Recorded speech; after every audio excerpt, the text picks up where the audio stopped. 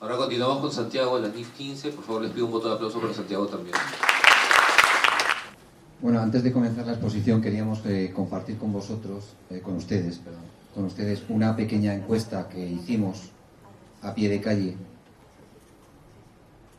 sobre lo que muchas personas entienden lo que es el IFRS, no digamos ya el IFRS 15. IFRS, International Fund of Random Societies. International Fashion Runway Station. Internal Farmers Security or something like that? I don't know.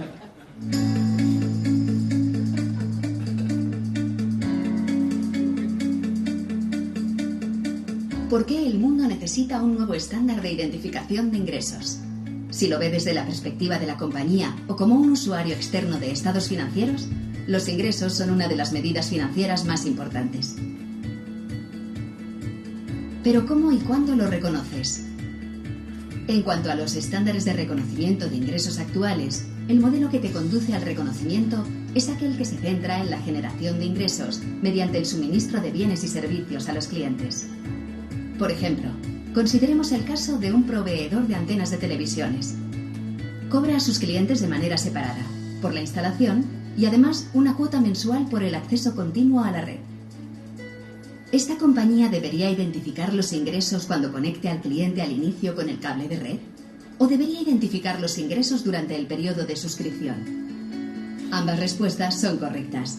El servicio de instalación es un proceso de ingresos separado y los ingresos se identifican cuando se presta el servicio. La tasa mensual se identificará como un ingreso separado del periodo de suscripción. ¿Por qué este cambio? El regulador ha observado que los ingresos registrados no siempre responden al valor de mercado de cada producto, es decir, que pudiera haber una financiación cruzada en el precio de los elementos. Este principio sostiene que las empresas deben identificar los ingresos para cumplir con el compromiso de proporcionar bienes y servicios a sus clientes. Para cumplir este principio básico, las empresas aplicarán un modelo compuesto por 5 pasos que describiremos en el manual de hoy. La adopción de la nueva norma no es una tarea fácil, pero los consejos reconocen su importancia. Las empresas deben determinar los impactos de la nueva norma en sus organizaciones, con el fin de lograr una transición positiva y exitosa. En particular, puede afectar no solo a sus estados financieros, sino a muchos ámbitos de diversa naturaleza. El nuevo estándar normativo tendrá un impacto de gran relevancia en toda la organización.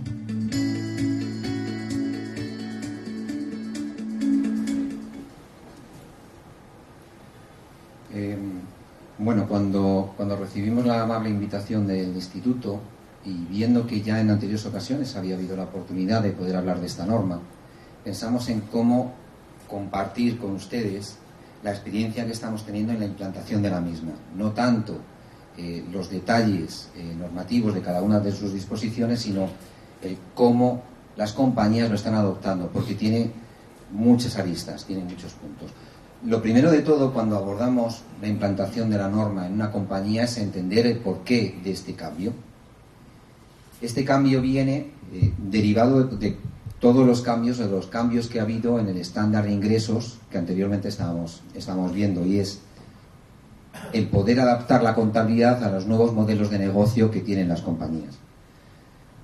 Los nuevos modelos de negocio ya en el siglo XXI, incluso a finales del siglo XX, hacen que las compañías quieran adaptar la modalidad de sus modelos comerciales a las exigencias que tienen los clientes. Y el cliente cada vez es más exigente y no se conforma con un solo producto, no se conforma con una sola oferta, se conforma con una combinación de bienes y servicios que satisfagan la necesidad que tienen. En este sentido, el impacto que tiene esta nueva norma IFRS 15 en las distintas compañías, en los distintos sectores, es muy diferente.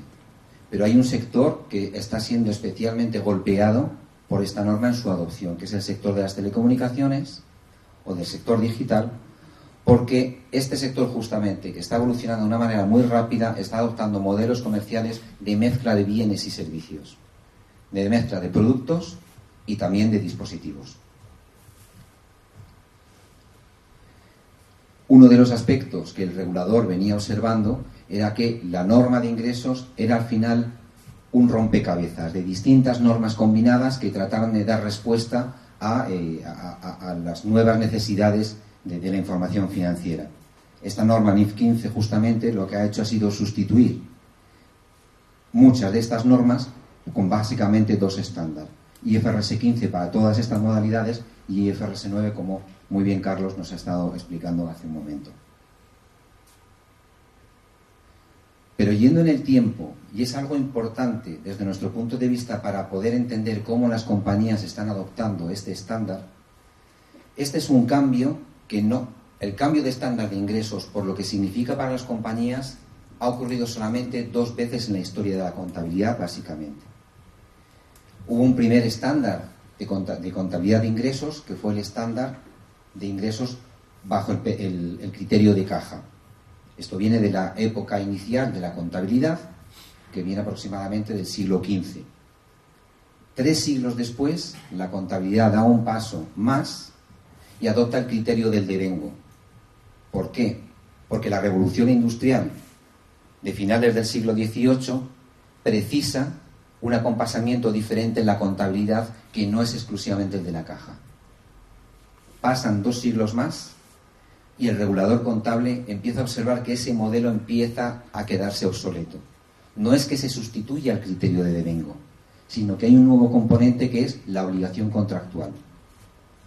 La obligación contractual porque el regulador contable entiende que el ingreso ya no es cosa de uno, ya no es cosa del que vende, sino también del que compra. Y hay que poder acompasar esa obligación contractual que tiene la compañía que presta el servicio con el cliente, que tiene también una obligación con la compañía que le presta un servicio. Vamos a tratar de cubrir básicamente 3 aspectos, siendo consciente que este tema ya ha sido cubierto en el instituto, pero también de forma que podamos compartir con ustedes lo que es la implantación de la norma en una compañía. ¿Cuáles son los principios generales de la norma? Los hemos repetido, los habremos oído ya en alguna ocasión, pero básicamente es poder trasladar el valor de mercado de los bienes y servicios que se prestan a los clientes a su valor de mercado, teniendo en cuenta que en cualquier caso el cliente va a acabar pagando lo que se ha comprometido a pagar, más allá del valor de mercado que pueda tener la totalidad de los bienes y servicios. Luego vamos a ver un poco cómo funciona este pequeño rompecabezas. Más allá de que es además una norma de obligatorio cumplimiento desde enero de 2018, pareciera que el regulador contable se ha puesto de acuerdo para tener una tormenta de normativas contables en los años 2018 y 2019 y darnos a los asesores trabajo durante unos cuantos años. Cambia el reparto contable de los ingresos de una manera muy significativa. Es quizás el mayor impacto que hay. Y es un impacto que la implantación tiene un efecto muy significativo porque se va al corazón de las ofertas comerciales de las compañías, a cada una de las ofertas comerciales. Cambia también, y esto no es menor, y que en algunas ocasiones ha pasado desapercibido, el criterio del reconocimiento de los costos de captación. Y bueno, tanto es así que, denominándose un nuevo estándar de ingresos, en algunas compañías el efecto del cambio del registro de los costes de captación es incluso mayor que el nuevo registro del ingreso. Luego vamos a ver un ejemplo. Aparece este concepto de obligación contractual. Esa obligación contractual es aquellos bienes y servicios dentro de una misma oferta que van unívocamente asociados, que no se entiende un bien sin ese equipo o viceversa, y que por tanto la norma lo que dice es que deben ser registrados de la misma forma, en el mismo tiempo. ¿Cómo se reconocen los ingresos a partir de esta norma de IFRS 15? Bueno, pues a partir justamente de la separación de las distintas obligaciones contractuales que podamos encontrar en las ofertas comerciales. Ahora, ¿cómo lo estamos registrando? Lo estamos registrando por los distintos elementos que tienen las ofertas comerciales, independientemente de que vayan unívocamente asociados. Eso lo vamos a ver ahora. Bien. hay dos grandes cambios que están alrededor de este nuevo estándar contable. Por una parte, lo que se denomina el rebalanceo de los ingresos, que es que aquellos bienes o servicios que no se vendan a su valor de mercado tienen que ser recalculados teniendo en cuenta el peso del valor de mercado de cada uno de ellos dentro de la oferta. Ese es el rebalanceo. ¿Por qué hace esto la norma? ¿Por qué el regulador repara en este punto? Porque lo que observa es que las compañías, en su ánimo de poder acercarse al cliente, no siempre ponen en su valor de venta el valor de mercado. Eso es algo muy patente en el mundo digital, en donde se ofrece un gancho, se ofrece una manzana al potencial cliente vía un terminal. De hecho, hay personas que piensan que justamente este estándar viene derivado de todos estos dispositivos que tenemos en el bolsillo o encima de la mesa, los smartphones. El smartphone es un elemento, es un terminal, es un dispositivo extraordinariamente atractivo. No es un teléfono ya. Y no hay nada más atractivo a la hora de poder captar un cliente que lo que interesa es prestar el servicio en el futuro que algo que realmente le atrae. ¿Cómo? Teniendo en cuenta el valor real de estos dispositivos, que son muy caros, ofreciendo un valor de venta menor que el valor de mercado, menor que el valor que le ha costado a la propia compañía. ¿Eso quiere decir que las compañías pierdan dinero? No, por supuesto que no. Las compañías se dedican a ganar dinero. ¿Cómo lo hacen? Repercutiendo en su tarifa de servicios ese valor que no ha repercutido en la venta del terminal. Eso es lo que pretende justamente la norma contable. Es decir, no es verdad que el valor de mercado del servicio que tú estás ofreciendo al cliente, de esa conectividad, de ese valor por minuto, sea el que tú le estás cobrando, porque realmente tú estás recuperando parte de ese terminal, de ese dispositivo, de ese celular que en ese primer día estás poniendo a disposición del cliente. Y eso es lo que el regulador contable quiere recomponer la contabilidad. Otro aspecto relevante como cambio es lo que se denomina la dependencia de equipos. En la medida en que no se entienden en muchos negocios la prestación del servicio sin un equipo que preste ese servicio, en la medida en que vayan unívocamente asociados equipo y servicio, se tienen que registrar de la misma manera, van juntos. Es algo que viene de las nuevas tecnologías, de los nuevos modelos de negocio. Y en la medida en que estén totalmente asociados y no se entienda uno sin el otro, impacta en el registro contable. La metodología de la aplicación de la norma, realmente del estudio de cómo va a ser impactada la norma, son estos 5 pasos que habréis visto en otras ocasiones y que el vídeo original estábamos diciendo. Desde la identificación del contrato, este es un tema que no es menor, hasta la contabilización del ingreso. Estos 5 puntos, como veis, parten de la identificación del contrato. Para poder hacer la implantación de la norma hay que ver los contratos. Claro, el impacto, como vamos a ver luego posteriormente, de la implantación de la norma en compañías que tienen 20, 30, 100 o 500 contratos al año no es lo mismo que cuando tienen cientos de miles de contratos al año o millones de contratos al año. Por eso hay sectores, como es el sector de telecomunicaciones, especialmente golpeado por esta norma, porque al final tienen millones de contratos al año, cientos de miles de contratos al año. Y hay que estudiar el efecto de la norma en cada uno de ellos, no en cada contrato original, en cada contrato individual, pero sí en cada tipo de contrato. ¿Y qué es lo que buscan las compañías? Acercarse al cliente con una cada vez mayor customización de su oferta. En estos proyectos lo que estamos encontrando en este sector y en sectores similares al mismo es que las compañías tienen miles de tipos de contratos, lo cual no hace nada fácil, y eso creo que a todos nos ha pasado alguna vez cuando hemos intentado acercarnos a una compañía y ver qué es lo que queríamos adquirir.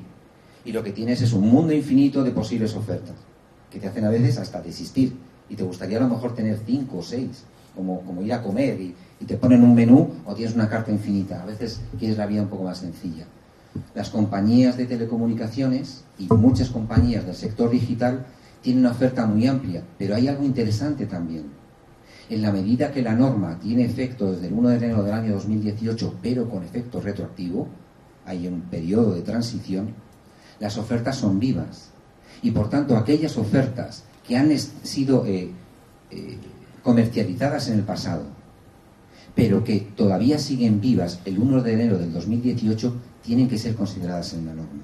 Y por tanto se multiplica la cantidad de ofertas y de tipos de contratos a considerar. Bien, antes estábamos comentando en que algo que ha pasado desapercibido en algunos proyectos de implantación es esta norma o esta parte de contabilización de los costes de captación. Más allá del detalle de cómo se registran los costes de captación o de costos de cumplimiento, aquí quería pararme un momento en por qué de lo relevante de este efecto.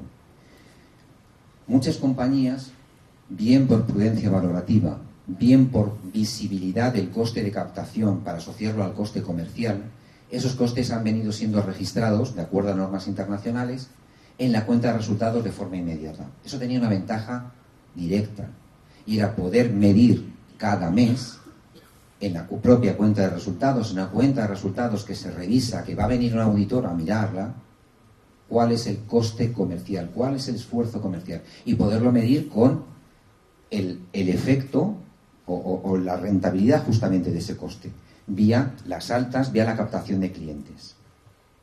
En la medida en que muchas compañías han venido y siguen registrando sus costes comerciales, sus costes de captación, de esa manera la norma NIF 15 tiene un efecto muy significativo en cuanto a la línea de costes. ¿Por qué? Porque la norma lo que indica es que aquellos costes de captación de clientes que has incurrido y que han derivado en un alta de un cliente y que no hubieran existido si no hubieras tenido un alta del cliente, los tienes que diferir en el plazo de amortización que se fije. Aquí la norma no parece que lo deja tan claro y hay opiniones de todos los tipos. La norma habla en algunas ocasiones de la vida media del cliente, que es la vida media del cliente, la del contrato, la vida media esperada. Pensemos, por tanto, el gran efecto que tiene una compañía cuando hasta ahora ha podido estar registrándolo directamente en la cuenta de resultados y se deriva en la vida media del cliente. Yo soy cliente de mi compañía de telecomunicaciones desde el año 1999, aproximadamente. Eso quiere decir que si estuviera dentro de la estadística, tendría muchísimos años de vida media. Estaría muy atomizado, extraordinariamente atomizado, el efecto de mi coste de captación a lo largo de todos estos años respecto de haberlo registrado todo en ese año. Eso lo que lleva además también es a una reflexión, y es que pierdo parte de la visibilidad dentro de la información de gestión de la compañía del esfuerzo comercial de las altas. Sí, en lo que me fijo va a ser en la información financiera. O me va a obligar a tener no digo una doble contabilidad, pero sí un auxiliar diferente en el que vaya recopilando esos costes comerciales para poder hacer un ratio adecuado del coste comercial de las altas del mes conseguidas. Vamos a parar un momento en la aplicación, o vamos a repasar un momento la aplicación práctica de la norma. Y hemos elegido un ejemplo que no por ser un ejemplo es una realidad. Esto es una oferta comercial existente en el mundo, aquí en el mercado peruano del mundo de la telefonía móvil. Como ejemplo, pero es real, insisto, esto es una oferta que existe actualmente para la adquisición de un plan durante 2 años. Tienes una obligación de tener que permanecer con la compañía durante 2 años, en el que pagas una cuota de 139 soles mensuales. Gracias a haber tomado ese contrato, tienes la opción o tienes la oportunidad de poder adquirir un smartphone ese modelo concreto por 179 soles.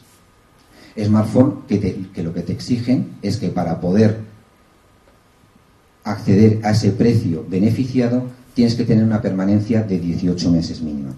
Y por cierto, para poder tener el servicio se pone un precio simbólico del chip de 8 soles. Bien, ¿cómo se registra esto ahora? Bueno, lo primero es que se tienen tres elementos. Por una parte el celular, por otra parte el servicio y por otra parte el chip. Eso es lo que vemos en la oferta. Es lo que cuando el cliente va a la tienda paga por cada uno de ellos. Y está en un contrato fijado. Eso es los elementos que estás pagando. Bien, IFRS 15 lo que te exige es que hagas una reflexión de qué elementos van juntos y qué elementos no van juntos. Y a cada uno de esos bloques los llama obligación contractual. Y va a exigir que se registren dependiendo de la naturaleza de los mismos, ya sea en un momento o diferido. Todavía no hemos llegado a eso. IFRS lo que te exige también es que obtengas cuál es el valor total de venta de cada uno de estos componentes. Seguimos como un elemento. Todavía no estamos hablando de valor de mercado. Evidentemente el celular tiene ese valor para el cliente de 171 soles y el servicio, la medida que tiene una permanencia exigida de 18 meses, pues son al final 2.502 soles. Y sí, efectivamente hay 8 soles para ese chip. 8 soles, fijémonos respecto del total del valor del contrato que sumar cada uno de esos componentes, ¿no? Bien, hasta ahora, en la medida en que el IAS 18 lo que exigía era el registro contable de cada uno de esos elementos, pues el registro contable era por lo que el cliente estaba pagando, esos 171 soles para el terminal, el celular, disculpen, 8 para el chip y 2.502 es el total del valor de mercado, 139 soles de cuota mensual de servicio que paga el cliente.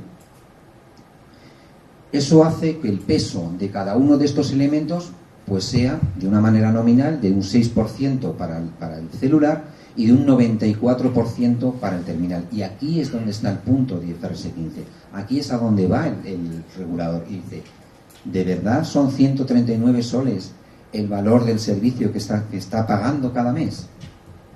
Porque realmente el valor de mercado de ese terminal Samsung no son 171 soles, son 930. Y el regulador lo que pide es que se haga esa evaluación del valor de mercado total de este negocio, en el que el 27%, no el 6%, el 27% es el valor del celular y el 73%, y no el 94%, es el valor del servicio. El 8% lo he obviado porque es un 0,3%, por poner números completos. No es que se vaya a registrar ahora el ingreso por 3.432 soles, porque nunca va a cobrar la compañía 3.432 soles. Lo que sí exige la norma es que se tenga en cuenta ese reparto para hacer el registro que viene a continuación. ¿De dónde salen estos 930 soles de valor del celular? De lo que se llama el SSP, del Standalone Sale Price, es decir, el valor de mercado de ese terminal, de ese celular, si hubiera sido adquirido separadamente sin ningún otro componente. Y como se ve, el valor de mercado de ese celular es mucho mayor que el que el cliente está percibiendo que va a pagar en un primer momento.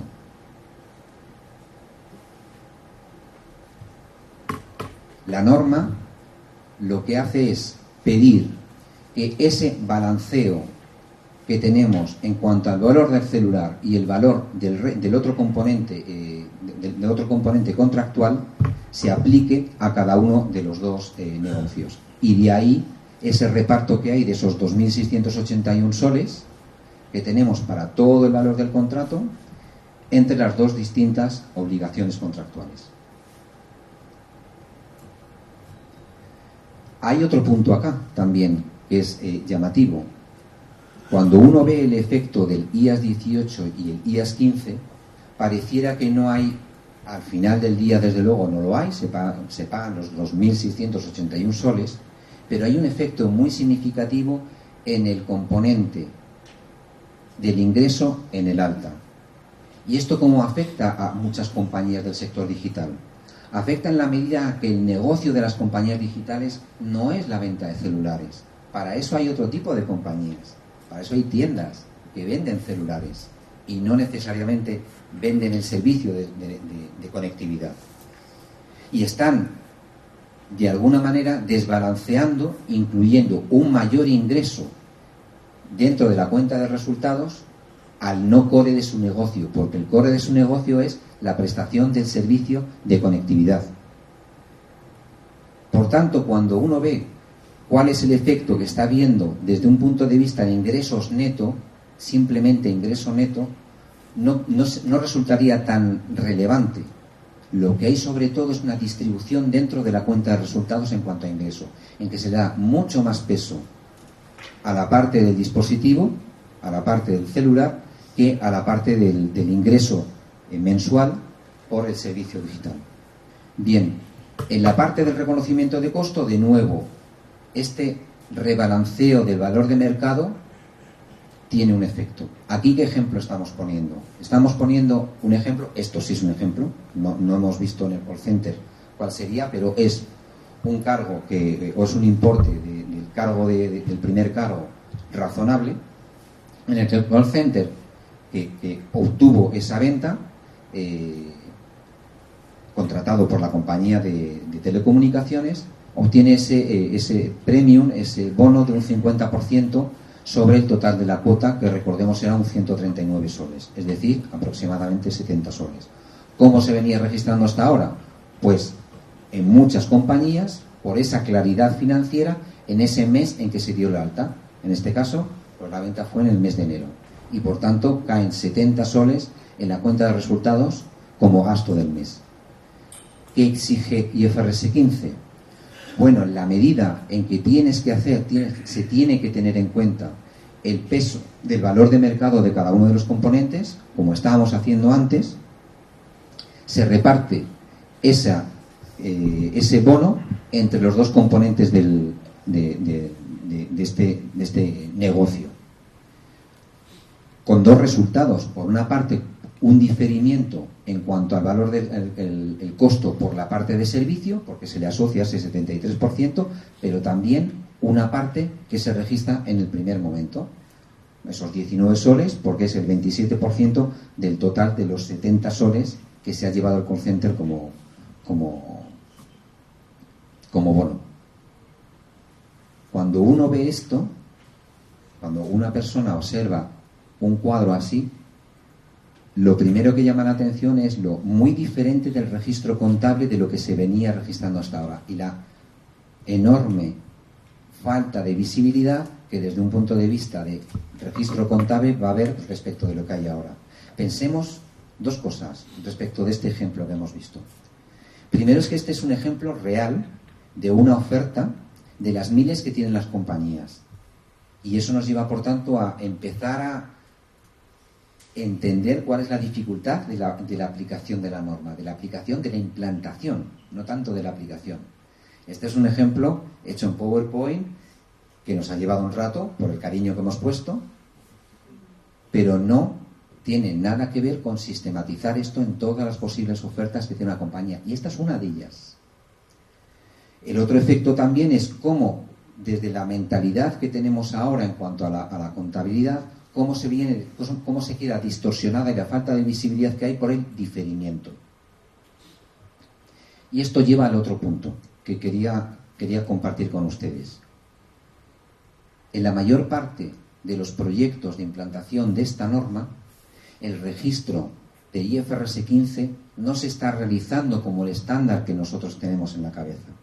El estándar que tenemos en la cabeza, en el registro del ingreso, es que se registra directamente el ingreso bajo IAS 18.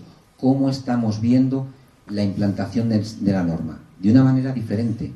De la misma manera que cuando hubo el cambio de estándar de caja a devengo. Ahora está sucediendo igual, lo que pasa es que 3 siglos después. Y es como un ajuste. Las compañías en general están registrando, están habilitando la implantación como un ajuste al devengo del ingreso, no como un registro directo de IFRS 15, en este tipo de negocios masivos. por la complejidad que tendría de retomar todos los sistemas que tienen de información sobre el ingreso y registrar directamente en IFRS 15. Lo que nos estamos encontrando, por tanto, es implantación de proyectos de ajuste IFRS 15, no proyectos de implantación de IFRS 15. Si uno va al pasado, y yo antes de ser director financiero de Atento fui también contable, todos tenemos fui auditor, todos tenemos un pasado a olvidar. Durante 13 años además, lo cual te agradezco en la exposición porque me has quitado 13 años de mi currículum y me ha venido muy bien esta noche. También, si uno ve el pasado, la historia de la contabilidad, observa cómo muchas compañías, incluso aún todavía en Estados Unidos, el registro del devengo lo hacen por un ajuste al registro de la caja. Y cuando llegó el registro del devengo, en esa época, en el siglo XVIII, las compañías ajustaban sus libros de caja y metían un ajuste para que coincidiera con el devengo. Eso es lo que está ocurriendo ahora, y probablemente dentro de 20 años nadie registrará un ajuste de IFRS 15, pero hoy es como se está haciendo en la mayor parte de las compañías, salvo en negocios en que es tan concreto, tan identificado el tipo de ajuste de IFRS 15 que no merece la pena hacer un proyecto de implantación, porque con un Excel, se puede decir, con una bonita hoja de cálculo, lo registras perfectamente, porque tienes 20, 30 o 100 contratos al año, no 100.000, no 100.000. Y esto es algo a considerar en lo que nos vamos a encontrar en el futuro. Que nos vamos a encontrar contabilidades que siguen teniendo sus registros contables con devengo y encima del mismo, pero no de una sola vez, sino uno a uno, lo del registro del ajuste IFRS 15. No sé cómo voy de tiempo. Voy. Bien, en este ejemplo real queríamos remarcar unos aspectos. Los efectos que tiene IFRS 15 sobre esta oferta. Y podemos pensar en los miles de ofertas que tienen estas compañías. Los ingresos en el primer mes se incrementan en un 150% en el mes del alta. Claro, cuando estamos tomando las altas, hay que tener en cuenta que cada mes tenemos el registro del ingreso del alta y el registro del ingreso de lo que me viene en meses anteriores. Se hace un pequeño puzzle de cosas, ¿no? Por otra parte, se multiplican en este ejemplo, insisto, real, por 3 los ingresos por la venta de celulares. Algo que no está haciendo nada feliz a las compañías de telecomunicaciones, porque no se dedican a eso. Su core business es la venta de servicios digitales, de conectividad. Y ya por último, para acabar de dar buenas noticias a nuestros clientes, los ingresos por servicio, en la medida en que se han trasladado al terminal, bajan un 25%. Esto es un ejemplo, no es todo el efecto que hay en la aplicación de la norma, pero sí es verdad que es un ejemplo real. Y por último también, como dentro de este ejemplo ya ficticio, el cómo se va a diluir el tiempo, como veíamos, el costo de las altas por comisiones. Bien, vamos a comentar ahora cómo están siendo los procesos de implantación de la norma en compañías con muchas operaciones. Bueno, por una parte, siendo un cambio de estándar, la definición contable, cuando uno observa la norma, que sí que parece haber salido de una noche de mal sueño, como antes estaba comentando Carlos, porque tiene muchos parches, tiene muchos trozos juntos unos con otros, incluso uno se puede encontrar hasta con confusiones, el por qué los costos de captación se difieren en el periodo medio del cliente y en cambio los costos del ingreso, los ingresos se difieren en el contrato implícito del cliente. Hay cosas como que no se entienden. Hay que tener en cuenta también que cuando empezó a surgir los grupos de trabajo sobre IFRS 15, surgieron casi de una manera espontánea un montón de voces discordantes sobre esta norma por lo complejo que significaba. Hubo grupos de trabajo, de hecho, que se crearon para poder amortiguar el efecto de la norma. Y de hecho, esta es una de las normas que ha tardado más tiempo en ser emitida, por la cantidad de resistencia encontrada en la adopción de la norma. Uno puede imaginarse el coste que puede suponer para muchas compañías que tienen un volumen de operaciones muy grandes, la adopción de esta norma. Son importes muy significativos. Como indicamos aquí, en la implantación de esta norma hay que tener sentido común. Hay que tener sentido común cuando estamos abordando un negocio en que tiene un número limitado de ofertas y se puede calcular el ajuste o directamente el ingreso de una manera más o menos quirúrgica y con un esfuerzo limitado, a cuando lo que tienes son cientos de miles de operaciones en que tienes que hacer un esfuerzo casi de homogeneización. Evidentemente no se puede registrar cada uno de los ajustes correspondientes a cada una de las ofertas. Tienes que hacer un análisis de buscar un patrón de conducta de una cantidad determinada de ofertas para poder obtener el ajuste de ese tipo de ofertas y poder sistematizarlo. Y luego, por último, y quizás por eso lo largo del periodo de maduración de la norma, es una norma que impacta en el corazón financiero de las compañías, que son los ingresos. Una compañía puede ir bien teniendo un incremento de gastos, puede ir bien teniendo un descenso de gastos, pero es difícil de entender, o mejor dicho, es difícil de explicar muchas veces el que una compañía vaya bien cuando los ingresos caen. Es, por tanto, también desde un punto de vista de sistemas de información tremendamente complejo, porque los sistemas de información asociados a los ingresos de las compañías, a los ingresos corrientes, son muy complejos y generan además una enorme cantidad de información de gestión. Información extraordinariamente visible dentro de la compañía, no ya fuera también, sino dentro. Hay compañías aún que miran sobre todo el volumen de ingresos, sobre todo también cuando están en su periodo de incipiente, ya sea inicial de operaciones o por creación. Y no tanto se ve o se tiene en un segundo plano casi hasta el análisis de los costes. Los ingresos son la parte más glamurosa dentro de una compañía de la cuenta de resultados. Bien, cuando estamos hablando de cómo abordar una implantación, realmente identificamos dos momentos diferentes. Y dos momentos diferentes, uno al lado del otro, pero que tienen realmente dos intensidades diferentes. Por una parte, hay un momento de adopción contable de la norma, y esto pues probablemente es algo que el regulador no evaluó suficientemente. Es una norma tan compleja que hay un proceso de estudio de la norma muy dilatado para poder entenderla y poder identificarla dentro de la casuística de la compañía. Poder identificar cuáles son los productos, los servicios, negocios que están impactados. Y algo esencial también, en la medida en que va a ser cambiado el registro del ingreso, tiene que haber un acompañamiento natural y lógico con tu auditor externo, para que las definiciones que se hagan, en tanto que hay un nivel de subjetividad relativamente elevado en la norma, estén todos de acuerdo. Eso es otro de los puntos ariscos o de los puntos áridos de esta norma. Es ese nivel de subjetividad. Vemos que hay muchos cálculos para poder registrar un ingreso que hasta ahora se hacía de una manera muy simple por cada uno de los elementos. Pero hay un punto muy sensible y es la identificación de cara al ingreso del valor de mercado. No es ya un edificio que se pueda revaluar por su valor de mercado. No, es el propio ingreso. Tiene un punto de subjetividad por el valor de mercado que puede asociar la compañía a cada una de sus obligaciones contractuales. Eso lo hace complejo en cuanto a la propia operatividad, que es dentro de esta primera parte, o de este primer bloque en la adopción, uno de los puntos.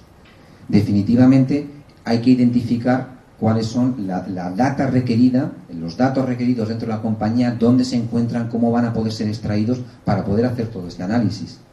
Cuáles son los procesos que tienen que ser rediseñados para poder adoptar esta norma. E incluso, y no es menor, cuáles son los recursos necesarios de cara a la implantación y de cara a después. Porque tiene que haber una asociación ahora más directa que nunca entre las áreas financieras y las áreas de negocio. Ese vídeo que hemos visto al principio, que tiene su parte cómica, en su momento lo pensamos dentro de un proyecto, porque uno de los puntos fundamentales es poder explicar al negocio la nueva norma. el vendedor, el comercial, tiene muy claro, ha tenido muy claro hasta ahora cuál era el impacto financiero de las ventas que realizaba. Era lo que vendía en el mes, eso es lo que iba a la cuenta de resultados, es lo que le computaba en su bono.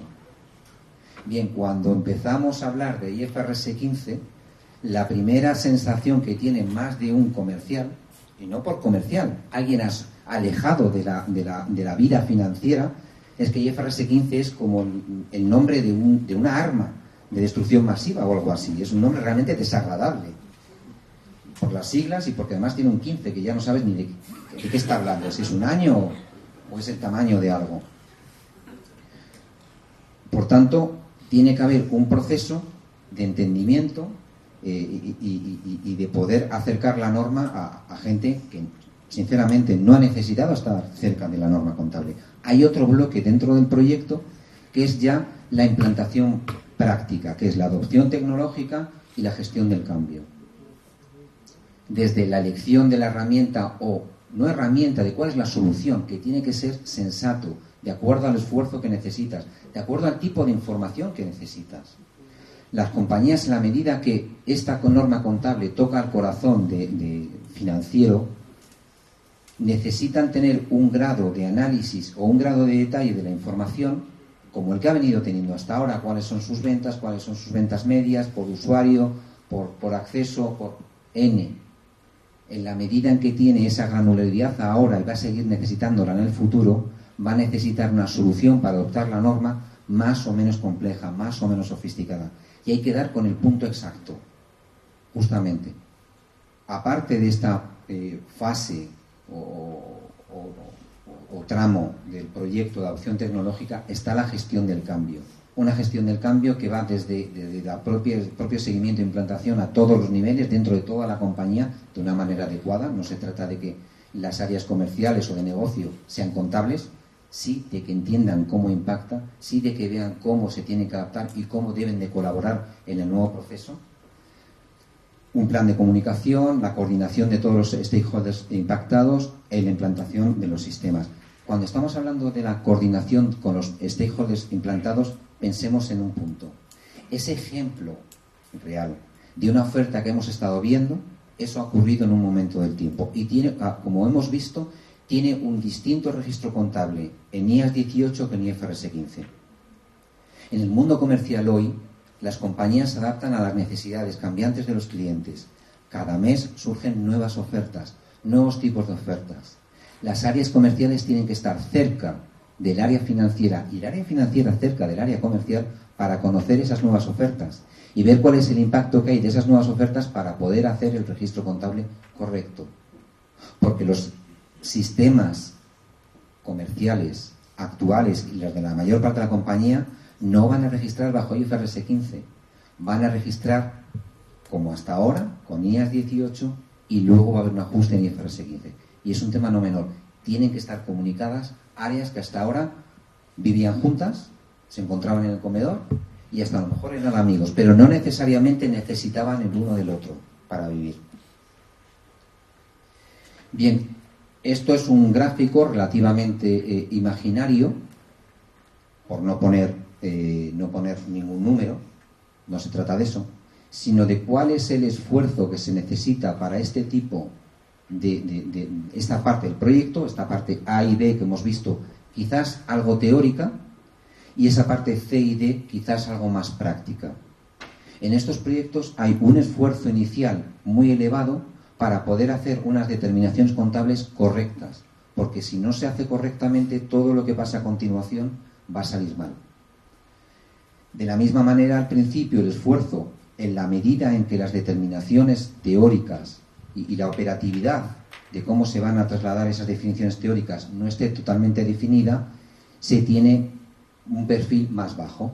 En la medida en que se van cerrando esas determinaciones teóricas, la parte de implantación, la parte más tecnológica, la parte más de gestión del tiempo va subiendo. Y hay un momento que no quiere decir, esto no llega a cero. Esto digamos que sería la terminación del proyecto, por decirlo de alguna manera. Y llega un momento en que el proyecto tiene más peso por la parte de implantación de la solución que por la parte del análisis contable o teórico. También porque en estos proyectos teniendo en cuenta que la norma tiene una primera implantación el 1 de enero del año 2018 y son contratos vivos a esa fecha, hay un esfuerzo ingente en entender el impacto de cada una de las ofertas vivas. Y sí es verdad que hay nuevas ofertas que se van generando cada mes, pero son ofertas sobre un mar de ofertas que ya existe. Y por tanto, hay un adecuado balanceo de esas dos slides, de esas dos líneas, perdón. Bien, por ir terminando ya, las primeras implicaciones en el negocio desde un punto de vista interno y por qué no también externo, es todos los impactos y cambios que hay, ¿no? Y son muy relevantes. Desde ese cambio en el mix de ingresos que hemos estado hablando, el diferimiento de los ingresos y los costes también, pero también algo realmente árido, y es una mayor separación, si cabe, que la que había hasta ahora entre lo intuitivo, que es la caja o la facturación, con el ingreso que va a venir registrado. De hecho, las ventas, va a ser difícil a partir de ahora o a partir del año 2018 hablar de ventas de cara a unos estados financieros, porque las ventas del mes serán las ventas que se vendan, pero van a tener un reflejo contable muy diferente del ingreso.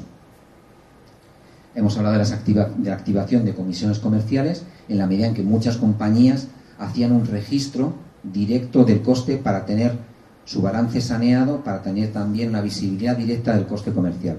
Y luego hay una suerte de cambios en los KPIs de la compañía, ¿no? ¿Qué KPIs pueden verse afectados? Pues muchos, con todos estos aspectos que hemos estado viendo. Desde el margen por producto, desde un punto de vista contable, cuando estamos hablando de los celulares, porque cambia muy significativamente. El ingreso medio por usuario, como hemos visto también hay un rebalanceo de los ingresos y cambia. El ingreso por acceso, que es otra medida. De hecho, en el mundo de las telecomunicaciones se ha venido a hablar mucho del ARPU, del ingreso medio por usuario, y se empieza a oír hablar del ARPA, que viene a ser lo mismo. De hecho, la discusión que hay en la profesión es si el ingreso medio por cliente que se tenía hasta ahora registrado era correcto, porque la norma lo que pretende justamente es ajustar eso. Es decir, no, tu ingreso medio por cliente, el que tienes todos los meses por ese servicio, hasta ahora lo estaba registrando por lo que cobrabas, pero no era el valor real. La norma lo que está haciendo es ajustarlo para llevar una parte al terminal. Hay impactos en covenant financieros en la medida en que pueda haber cláusulas en los contratos de financiación asociados a los ingresos, escalamiento de contratos y algo también pues significativo, el payback contable de las ofertas. En la medida en que hay un adelanto significativo de los ingresos por la ubicación de parte del valor de mercado en el terminal cuando hay un subsidio, que es una medida todavía clásica de atracción de cliente, hay un adelanto muy significativo del ingreso. Si las compañías han venido evaluando su payback por el payback contable, nada más lejos de la realidad. No van a cobrar de ese terminal y en ese mes no van a cobrar eso. Y es un tema a observar.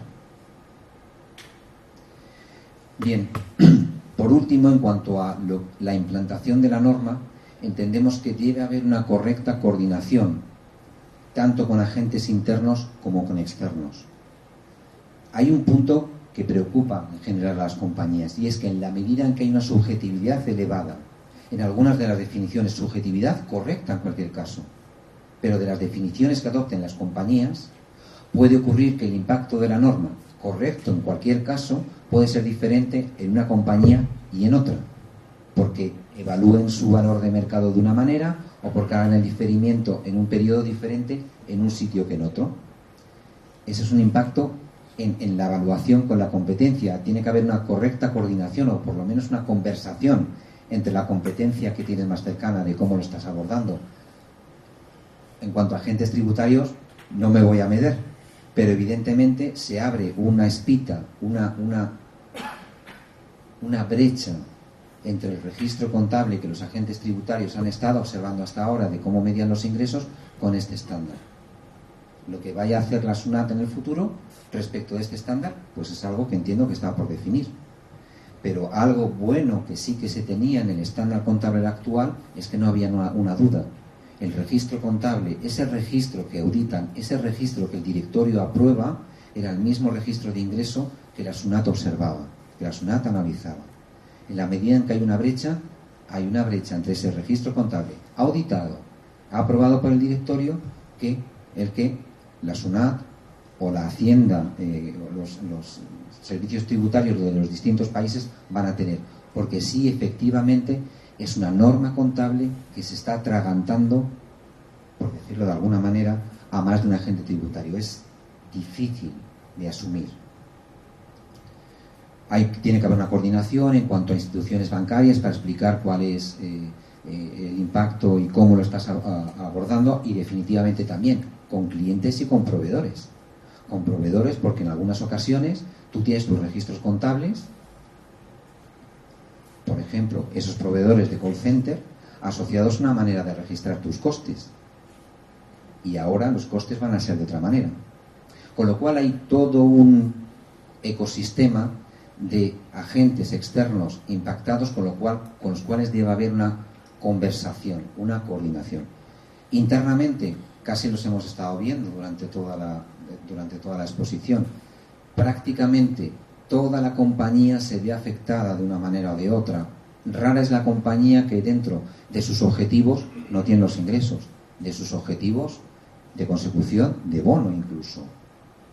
Todas las áreas, desde recursos humanos, comercial, finanzas, prácticamente todas las áreas de la compañía se ven impactadas por este estándar, que simplemente lo que hay es que adaptarlo, porque lo que parece claro es que este estándar se queda. No sé si va a durar 3 siglos, como duró el anterior, o otros 3 como duró el anterior, pero parece que viene para quedarse. Bueno, ya está aquí la exposición. Muchísimas gracias a todos. Pensaba comenzar a preguntarle a Carlos, pero los últimos serán los primeros. Ahí comenzaré con lo de Santiago. Yo soy contador público de profesión y de afición, pero no de ejercicio, entonces es un poco complicado. Soy tributarista, entonces estoy tributarizado, ¿no?, como contador. Y en el Perú sigue así. Solo 3 comentarios, Santiago, hay muchas cosas que ver. Tú lo has manifestado en tu último, ¿no?, los temas de los KPIs que puede ver el tema tributario. Efectivamente, mira, nuestras facturas que tenemos ahora, comprobante de pago, y el Perú es muy formal en este tema, más formal que cualquier formal, va a tener un monto que va a decir servicio y un monto que dice cuál es el valor del bien. ¿Correcto? Estamos aproximándonos más a un valor de mercado, que en nuestra legislación es el artículo 31 del impuesto a la renta. Y en su caso, precio de transferencia. Entonces, ¿qué va a pasar? Efectivamente hay que revisar. Oye, ¿no?, en tu ejemplo, que es clarísimo, el ejemplo clásico en NIF 15, ¿no? Todo el mundo lo usamos de una u otra manera. Entonces, el valor del servicio es uno, el valor del bien es otro, y a ese valor hay que registrarlo, hipotéticamente, ¿no es cierto? Pero eso no está representado en nada, no tiene un comprobante de pago. Está en tu evaluación subjetiva y todo lo más con todo. Entonces, vamos a tener una contabilidad que va a registrar un servicio por un valor X, que es el valor de mercado, y no es el de la factura. Gran y menudo problema para SUNAT y para los contribuyentes. Y nosotros felices, ¿por qué? Porque vamos a tener muchas consultas en la materia. Igual va a ser el costo del bien. El costo del bien está representado por lo que dice la factura. Y si seguimos otro ejemplo, va a ser 2 cosas distintas. Entonces ahí tenemos un primer problema: comprobante, pago, formalidad y cómo vamos a registrar. Segundo tema, el tema del devengado. Vamos a cambiar el devengado, porque ahora entramos en la función de desempeño. Ya no es como antes el tema de la propiedad, transferencia de propiedad, como lo veíamos nosotros, y más aún un tema legal de cómo se denomina la transferencia. Hoy día no es la transferencia de propiedad, eso se convierte en una función de desempeño. Si se cumple una función de desempeño y se da, no importa de la transferencia de propiedad, pasa a un segundo plano el tema de la transferencia de propiedad. Y si vamos nosotros a nuestro sistema como está actualmente, la SUNAT, hay una resolución del Tribunal Fiscal en un caso muy puntual que le ha dado todo un peso enorme, ¿no?, a la transferencia de propiedad. En el Perú, seguro te lo han comentado tus colegas de Deloitte, ¿no? En el Perú no hay una definición de devengado para efectos tributarios. Hay un enunciado Se cumple el principio del devengado, tanto para el ingreso como para el costo y gasto. Bueno, ahora vamos a cambiar el tema del devengado. Ese es un segundo tema que tenemos con el cual lidiar los tributaristas. Y un tercer tema que yo diría que me gusta mucho más la NIF 15. ¿Por qué? Porque está yendo a valor de mercado. Ahí afecta a los de precios de transferencia. He visto a algunas personas que manejan precios de transferencia. Y eso es a donde deberíamos llegar, porque en realidad ese es el valor del servicio, ese es el valor de venta del bien. Por tanto, lo que hemos estado haciendo ahora es cualquier cosa. Porque si la SUNASI hubiera puesto las pilas, hubiera dicho, no, pues este servicio no vale 15, vale 4. Este celular no vale 8, vale 44. Entonces, una aplicación racional y objetiva y en la medida que todo esté bien, ¿no? O razonablemente bien, ha debido acotar al contribuyente. Desde el punto de vista del IGB, Impuesto General de Venta, y termino yo porque hay muchas preguntas seguro y no quiero acaparar, las preguntas o comentarios. Desde el punto de vista del IGB no va a haber mucho problema. Solamente de la temporalidad y va a haber pues en el tiempo, no saldos a favor, saldos en contra. En el tiempo se van a encontrar. Pero donde puede haber sí un efecto muy importante en el impuesto a la renta. Porque una cosa es diferir el servicio en 36 meses, 48 meses, y otra cosa es jalarlo acá al momento 1 para efecto de grabarlo en la venta del bien. Y finalmente, tú me decías algo que los que manejamos de una otra manera de precio de transferencia, yo soy un novato en la materia, ¿no? Soy como parte del vulgo en precio de transferencia, pero algo conozco. ¿Sabes qué? Tenemos un problema ahora con los comparables. Ahí vamos a tener un problema serio. Porque los comparables no es lo mismo de lo que dices tú, lo que digo yo. Porque tu política de negocios es una. ¿Cómo hago de conformidad con la normatividad en general, no solo en el Perú, en cualquier parte del mundo, para eliminar aquellas cosas que nos hacen diferentes, para que sean comparables? Se acabaron los comparables, en algunos casos, ¿no? Eso quería decir. Gracias. No, simplemente un comentario para Santiago y Carlos. ¿Cómo ven la implementación de NIF? ¿Cómo va la implementación de estas NIF 9, 15 y 16 también para el 19 en Perú? ¿Y cómo ha visto esa experiencia de la implementación de estas tres normas en América Latina?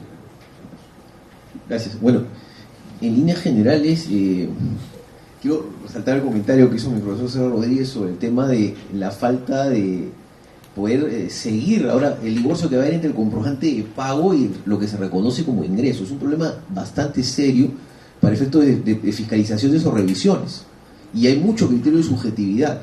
Entonces, bueno, eso es un comentario. Respecto a cómo van los procesos, en líneas generales, muchas empresas están empezando con bastante retraso, incluso corporaciones extranjeras, ¿no? Algunas sí están manejando ya hace 1 o 2 años el tema, pero otras no. Hay una preocupación muy marcada por el tema tributario, porque no sabemos la SUNAT qué posición va a tomar, y tenemos hasta el cierre de este año si es que toma alguna posición. Si no, entramos de lleno a devengo de IFRS 15, que es un tema complejo, ¿no?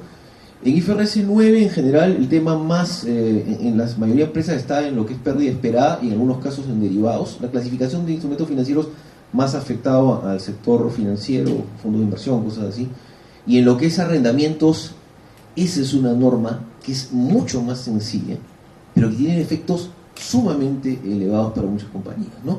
El ITAM es una cosa que están también ahí comentándose, ¿no? Esos son unos temitas. Bueno, nosotros lo que estamos observando en la implantación de la norma de la IFRS 15 y 16, la dificultad de la implantación está directamente asociada, estamos viéndolo en función del uso de la información que tiene la compañía. Es decir, en la medida en que pueda seguir utilizando los mismos KPIs que viene utilizando hasta ahora, va a registrar asientos globales en su cuenta de resultados de cara a las áreas financieras o de cara al uso exterior, porque puede venir soportado de muchas maneras. En la medida en que lo que están pensando es en hacer un cambio, una adopción real de la norma, los proyectos son mucho más complejos y mucho más tardíos. Eso es implementando un poco lo que está comentando. Mucho más. Bueno, si no hay preguntas adicionales, bueno, nos hemos pasado bastante respecto de la hora en la que habíamos pensado terminar, pero creo que ha sido provechoso tener a 3 expositores de primer nivel el día de hoy. Nuevamente les agradecemos por su participación y los invitaremos al próximo evento. Muchas gracias por su participación.